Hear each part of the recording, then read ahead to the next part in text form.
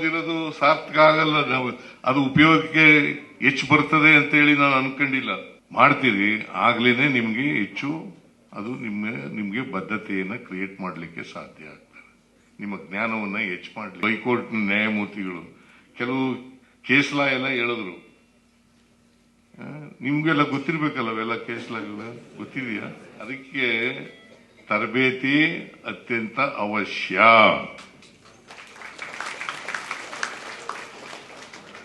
ಈಗ 7 ವರ್ಷಗಳ ನಂತರ ಮಾಡಿದ್ದೀರಿ ನೀವು. ಏನಪ್ಪಾ ಸೂರ್ಯನಾರಾಯಣ, ಒಂದು ಅಕಾಡೆಮಿ ಮಾಡ್ಕೊಳ್ಳೋಣ. ಅದೇನು ಪ್ರತಿ ವರ್ಷನೂ ದುಡ್ಡು ಕೊಡೋಣ. ಆದ್ರೆ ನನಗೆ ಇರೋ ಇನ್ಫಾರ್ಮೇಶನ್ ಹೇಳ್ಬಿಡ್ತೀನಿ ನಿಮ್ಗೆ. ಅಡ್ವೊಕೇಟ್ಸು ಗೊತ್ತಾಯ್ತೇನೆ. ನಾವು ನಮ್ಮ ಲಾಯರ್ಗಳಿದಾರಲ್ಲ, ಗೌರ್ಮೆಂಟ್ ಅಡ್ವೊಕೇಟ್ ಬಾಯಿನೇ ಬಿಡಲ್ಲ. ಕೆಲವರು, ನಾಟ್ ಆಲ್. ಆಕ್ಸಿಡೆಂಟ್ ಕೇಸು ನಡೆದಿರ್ತದೆ, ಆಕ್ಸಿಡೆಂಟ್ ಆಗ್ಬಿಡ್ತದೆ ದಾರಿನಲ್ಲಿ. ಆಕ್ಸಿಡೆಂಟ್ ಆದಾಗ ನೀವು ನೋಡಿರ್ತಾರೆ, ಸಾಕ್ಷಿ ಹೇಳಿ ಅಂದ್ರೆ ಹೇಳಲ್ಲ. ಏನ್ರಿ ಪೊಲೀಸ್ನವ್ರೆ?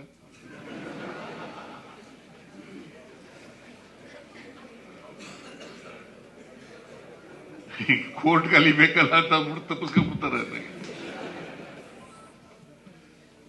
ಕರ್ನಾಟಕೆಲ್ಲ ಹೋಗ್ಬೇಕಲ್ಲ ಅಂತೇಳಿ ತಪ್ಪಿಸ್ಕೊಂಡ್ಬಿಡ್ತಾರೆ. ಸಾಕ್ಷಿ ಹೇಳಲ್ಲ. ಕಣ್ಣಾರೆ ನೋಡಿದ್ರು ಐ ವಿಟ್ನೆಸ್ಗಳು ಇರ್ತಾರಲ್ಲ, ಅವರೇ ಹೇಳಲ್ಲ ಹೋಗಿ. ಇದು ಸಾರ್ವಜನಿಕರಲ್ಲಿ ತಪ್ಪುಗಳಿದಾವೆ ಅಂತಕ್ಕಂಥ ಮಾತುಗಳನ್ನ ಹೇಳಲಿಕ್ಕೆ ಬಯಸ್ತಾ ಇದ್ದೇನೆ. ಆಮೇಲೆ ಇವ್ರು ಹೇಳಿದ್ರಲ್ಲ, ಸಾಕ್ಷಿಗಳು ಏನಾಗ್ತಾರೆ, ಕಾಂಪ್ರಮೈಸ್ ಆಗ್ಬಿಟ್ಟು ಆಸ್ಟೈಲ್ ಆಗ್ಬಿಡ್ತಾರೆ. ಇವೆಲ್ಲ ಇದಾವೆ. ಇದ್ರೊಳಗಡೆನೂ ಕೂಡ ನ್ಯಾಯ ಒದಗಿಸಲಿಕ್ಕೆ ಪ್ರಾಮಾಣಿಕವಾದಂತ ಪ್ರಯತ್ನವನ್ನ ಮಾಡಬೇಕು.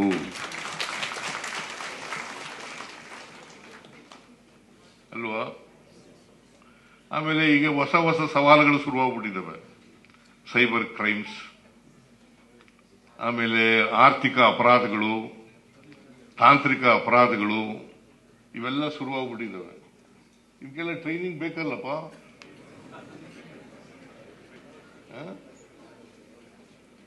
ನಾವು ಓದಿರೋದು ಸಾರ್ಥಕ ಆಗಲ್ಲ, ಅದು ಉಪಯೋಗಕ್ಕೆ ಹೆಚ್ಚು ಬರ್ತದೆ ಅಂತೇಳಿ ನಾನು ಅನ್ಕೊಂಡಿಲ್ಲ. ಕಾಲೇಜ್ನಲ್ಲಿ ಓದಿರ್ತೀವಲ್ಲ, ಆ ಕಾಲೇಜ್ನಲ್ಲಿ ಓದದು ಬರೋದಿಲ್ಲ. ನಿಮಗೆ ಯಾವಾಗ ಟ್ರೈನಿಂಗ್ ಮಾಡ್ತೀರಿ ಆಗ್ಲೇನೆ ನಿಮ್ಗೆ ಹೆಚ್ಚು ಅದು ನಿಮ್ಗೆ ಬದ್ಧತೆಯನ್ನ ಕ್ರಿಯೇಟ್ ಮಾಡಲಿಕ್ಕೆ ಸಾಧ್ಯ ಆಗ್ತದೆ. ನಿಮ್ಮ ಜ್ಞಾನವನ್ನ ಹೆಚ್ಚು ಮಾಡಲಿಕ್ಕೆ ಸಾಧ್ಯ ಆಗ್ತದೆ. ಅದಕ್ಕೆ question of facts, question of law ಇದೆಯಲ್ಲ, ಫ್ಯಾಕ್ಟ್ಸು ಇಡಬೇಕು ಕೋರ್ಟ್ ಮುಂದೆ, ಆಮೇಲೆ ಕ್ವಶನ್ ಆಫ್ ಲಾನು ಕೂಡ ಇಡಬೇಕು. ಅದಕ್ಕೆ ನಿರಂತರವಾದಂತ ಅಧ್ಯಯನ ಇರಬೇಕು ಅಲ್ವಾ? ನಿರಂತರವಾದಂತ. ಈಗ ಅವರು ನ್ಯಾಯಮೂರ್ತಿಗಳು, ಹೈಕೋರ್ಟ್ ನ್ಯಾಯಮೂರ್ತಿಗಳು ಕೆಲವು ಕೇಸ್ ಲಾ ಎಲ್ಲ ಹೇಳಿದ್ರು. ನಿಮ್ಗೆಲ್ಲ ಗೊತ್ತಿರ್ಬೇಕಲ್ಲ ಅವೆಲ್ಲ ಕೇಸ್ ಲಾಗಳು, ಗೊತ್ತಿದೆಯಾ? ಅದಕ್ಕೆ ಯಾವಾಗಲೂ ಕೂಡ ಲಾಯರ್ ಇರ್ತಾನಲ್ಲ, ಅದು ಒಂದು ಕಾಲದಲ್ಲಿ ಇವ್ರು ಹೇಳಿದ್ರು, ನೀವು ಹೇಳಿದ್ರ ಒಂದು ಕಾಲದಲ್ಲಿ ಪಾಪ ಕಕ್ಷಿಗಾರನಿಗೆ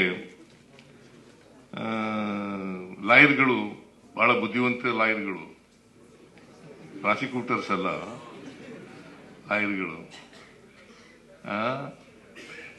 ದಪ್ಪ ಪುಸ್ತಕಗಳು,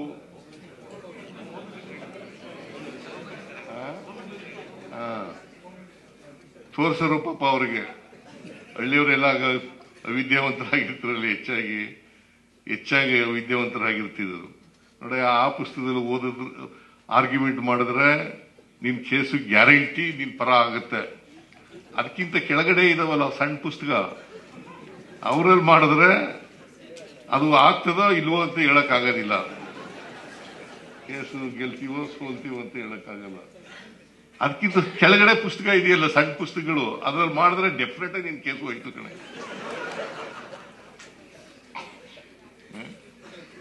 ಅದು ಒಂದು ಕಾಲ.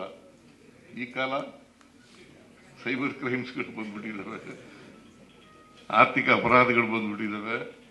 ಅದಕ್ಕೆ ತರಬೇತಿ ಅತ್ಯಂತ ಅವಶ್ಯ.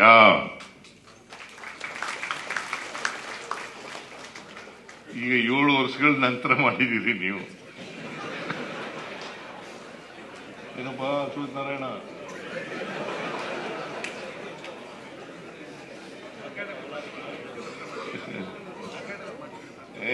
ಅಕಾಡೆಮಿ ಮಾಡ್ಕೋಣ, ಕೂತ್ಕೊಂಡು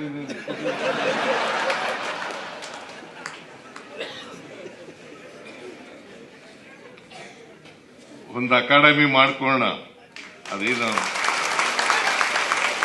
ಪ್ರತಿ ವರ್ಷನೂ ದುಡ್ಡು ಕೊಡೋಣ. ಆದ್ರೆ ನನಗೆ ಇರೋ ಇನ್ಫಾರ್ಮೇಶನ್ ಹೇಳ್ಬಿಡ್ತೀನಿ ನಿಮ್ಗೆ. ಅಡ್ವೊಕೇಟ್ಸು ಬಹಳಷ್ಟು ನಮ್ಮ ಸರ್ಕಾರದ ವಕೀಲರುಗಳಿದಾರಲ್ಲ, ಬಹಳಷ್ಟು ಜನ ವಕೀಲರುಗಳು ಸರಿಯಾಗಿ ತಯಾರಾಗದೆ ಬಂದ್ಬಿಡ್ತಾರೆ ಕೋರ್ಟ್ಗೆ. ನಮ್ಮ ಸೀನಿಯರು ಚಿಕ್ಕಬೋರಯ್ಯ ಅಂತ ಇದ್ರು, ಅವ್ರು ನನಗೇನು ಹೇಳ್ಕೊಟ್ಟಿದ್ರು, ಮೊದಲನೇ ದಿನ ಪಾಠ ಏನು ಕೊಡೋದು ಅಂತಂದ್ರೆ, ಜಡ್ಜು ತಪ್ಪು ತಿಳ್ಕೋಬಾರದು, ಜಡ್ಜು ಒಂದು ಹೇಳಿದ್ರೆ 10 ಹೇಳಬೇಕು ನೀನು ಅಂತ ಹೇಳ್ಕೊಡ್ತಾ ಇದ್ರು.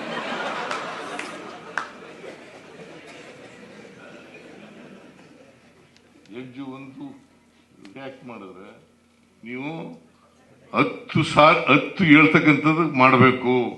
ಅದು ಮಾಡಿದಾಗ ಮಾತ್ರ ನೀನು ಒಳ್ಳೆ ಲಾಯರ್ ಆಗ್ಲಿಕ್ಕೆ ಸಾಧ್ಯ, ಅಲ್ಲದೆ ಒಳ್ಳೆ ಲಾಯರ್ ಆಗ್ಲಿಕ್ಕೆ ಸಾಧ್ಯ ಇಲ್ಲ ಅಂತ ಹೇಳ್ತಾ ಇದ್ರು. ಗೊತ್ತಾಯ್ತೇನೆ? ನಾವು ನಮ್ಮ ಲಾಯರ್ಗಳಿದಾರಲ್ಲ, ಗೌರ್ಮೆಂಟ್ ಅಡ್ವೊಕೇಟ್ ಬಾಯಿನೇ ಬಿಡಲ್ಲ ಕೆಲವರು, ನಾಟ್ ಆಲ್. ಹೆಚ್ಚಿನ ವಿಡಿಯೋಗಳಿಗೆ ಪ್ರತಿಧ್ವನಿ ಯೂಟ್ಯೂಬ್ ಚಾನೆಲ್ ಸಬ್ಸ್ಕ್ರೈಬ್ ಮಾಡಿ, ಬೆಲ್ ಐಕಾನ್ ಕ್ಲಿಕ್ ಮಾಡಿ.